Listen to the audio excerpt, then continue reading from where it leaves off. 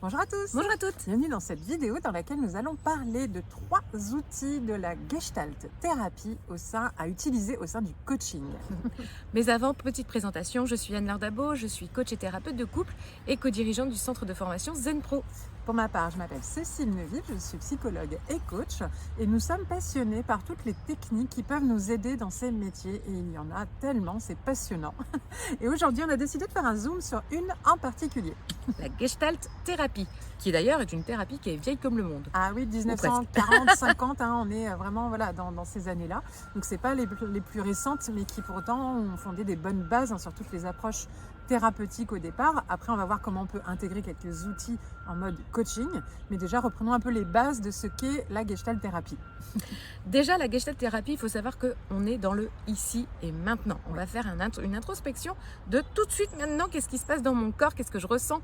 Qu'est-ce que je vis? Quelles sont mes émotions?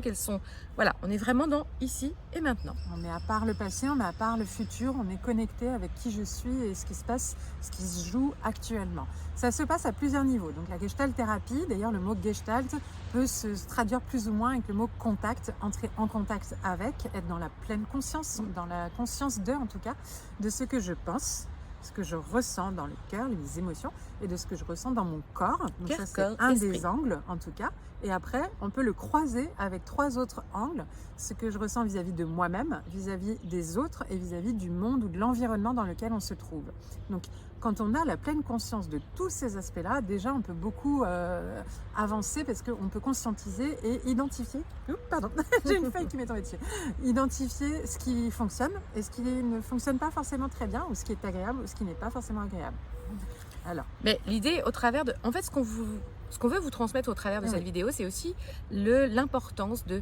On n'est pas obligé de tout connaître de la Gestalt thérapie, mais d'utiliser, d'extraire en fait des outils.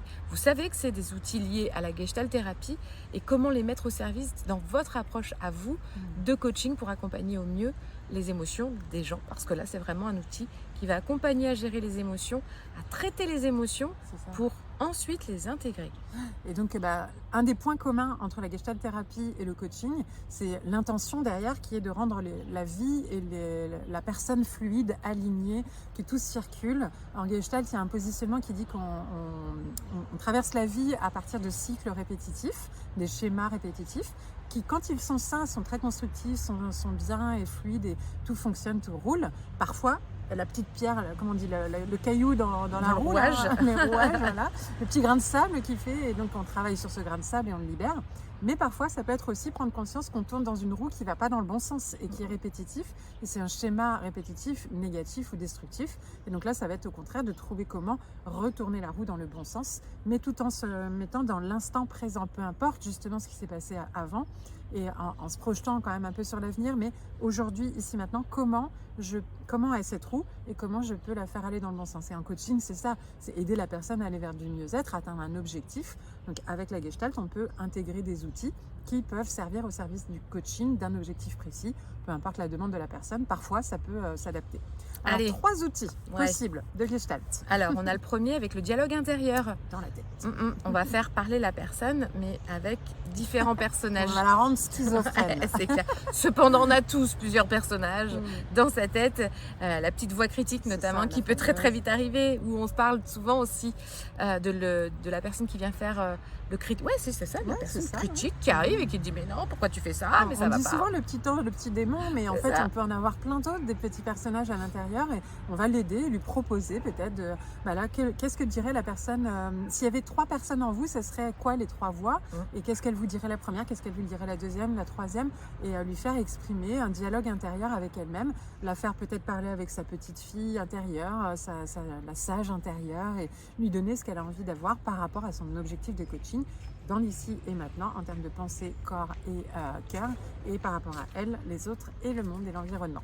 Et ça, c'est l'idée, d'ailleurs, c'est vraiment d'amener, justement, quand la personne intérieure va arriver ou qui est critique, l'idée, c'est de faire changer, en fait, toutes ces critiques et toutes les peurs, de trouver les peurs et les craintes. Le meilleur dialogue intérieur. Pour faire swiper. Allez, deuxième exercice. Deuxième, c'est la chaise vide. Donc, c'est un peu le même principe, mais avec un angle différent. C'est-à-dire que là, au lieu de se parler avec elle-même, elle va s'imaginer parler avec quelqu'un d'autre. Donc du coup, la chaise vide, c'est concrètement d'avoir 2 chaises, hein, mais après on peut aussi lui faire s'imaginer s'il n'y a pas l'espace, mais de se dire voilà, quand vous êtes sur cette chaise, vous êtes vous-même, quand vous êtes sur l'autre chaise, vous êtes l'autre personne avec laquelle vous avez quelque chose à améliorer, à exprimer, à partager pour améliorer votre situation dans l'ici et maintenant, toujours aux 3 niveaux, etc.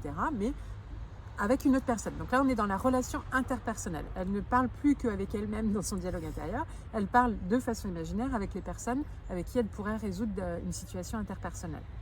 Donc, par exemple, ça, en couple, je l'utilise assez souvent.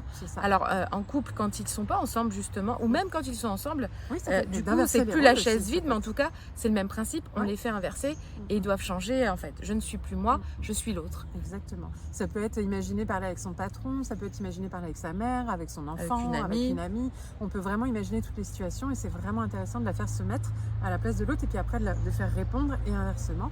Et de pourquoi pas imaginer si l'autre était à ma place, qu'est-ce qu'elle répondrait. On joue vraiment avec l'imaginaire, mais d'un dialogue intérieur, mais avec une autre personne dans tous les sens possibles et imaginables. Soyons créatifs. Le troisième outil que nous pouvons vous partager, qui est vraiment plus spécifique là, en termes de Gestalt, c'est la notion de polarisation. Accompagner une bonne gestion de nos tendances à la polarisation. Alors déjà, qu'est-ce que c'est que la polarisation? Eh ben, on peut mettre une tendance à, mais on pourrait imaginer une petite réglette avec le milieu, le juste milieu, et puis il y a l'excès à gauche et l'excès à droite. Et ben c'est un petit peu ça en fait. On est sur des polarisations qui parfois vont aux extrêmes. Et du coup, comment retrouver finalement son juste milieu? Donc là, par exemple, une personne qui évoque le monde est vraiment tout noir ou le monde est vraiment merveilleux, ça c'est une polarisation. La personne va être soit d'un côté, soit de l'autre, et elle va avoir du mal à nuancer. Ça peut être aussi, moi je suis vraiment quelqu'un de nul, ou alors non, moi là je suis vraiment compétent, je maîtrise tout. Et donc c'est des extrêmes en fait.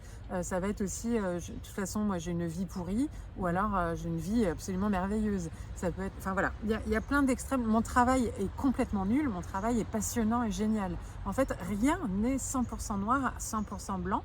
Donc nous, en Gestalt thérapie, ou en tout cas en outil de Gestalt thérapie à utiliser en coaching, quand une personne vient travailler sur son objectif, c'est de l'accompagner, quand on identifie des polarisations comme ça, à reprendre quel serait l'extrême d'un côté, quel serait l'extrême de l'autre. Finalement, où est-ce que vous vous positionnez entre les deux en réalité?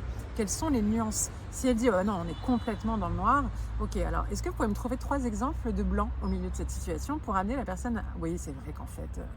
Et en fait, ça aide à s'enlever une pression de tout et ouvrir des perspectives possibles dans le milieu, des nuances de tous les possibles. Donc voilà par exemple 3 outils de Gestalt thérapie. Si ça vous parle, peut-être que vous aurez envie d'aller plus loin en Gestalt thérapie, ou peut-être que vous aurez déjà envie d'utiliser des outils de Gestalt, mais aussi de plein d'autres méthodes dans le coaching. Et donc pour ça, n'hésitez pas à découvrir toutes nos vidéos sur ce sujet. Vous pouvez d'ailleurs vous abonner à la chaîne pour ne pas louper les vidéos. Il y en a quand même beaucoup, il y en a une par jour en ce moment. Donc allez-y, suivez nos aventures, partagez aussi, parce que c'est important de donner les bonnes nouvelles aux autres. Et vous abonner, mettre un commentaire aussi, dites-nous ce que vous en pensez. Si vous testez les outils, venez nous partager votre retour d'expérience. Et puis si vous souhaitez aller plus loin avec nous, on se retrouve au sein du centre de formation Zen Pro dans l'une de nos formations pour découvrir plein d'outils à compléter pour votre pratique professionnelle. Et pour l'instant, on vous dit à très bientôt. À bientôt. Et Zen Pro, c'est bien plus que ça. C'est aussi un centre de formation sur lequel vous allez pouvoir retrouver une formation pour devenir coach et encore d'autres, des tas de formations pour découvrir des outils d'accompagnement. Des formations pour vous spécialiser en tant que coach pour enfants, pour ados ou pour parents. Et puis aussi des outils comme la PNL, l'analyse transactionnelle ou la psychologie positive qui est notre spécialité. Mais déjà, nous sommes heureuses de pouvoir vous offrir un échantillon. Une formation spécialement conçue pour vous. 3 outils d'intelligence émotionnelle à utiliser dans le cadre de vos accompagnements individuels ou de groupe que vous allez avoir offerts et à tester rien que pour vous. Vous allez pouvoir voir si du coup nos formations vous conviennent, si le format est adapté. Vous pouvez aussi venir renforcer votre réseau de professionnels au sein du groupe Facebook du réseau des coachs inspirants et épanouis. On vous dit à très bientôt. À bientôt.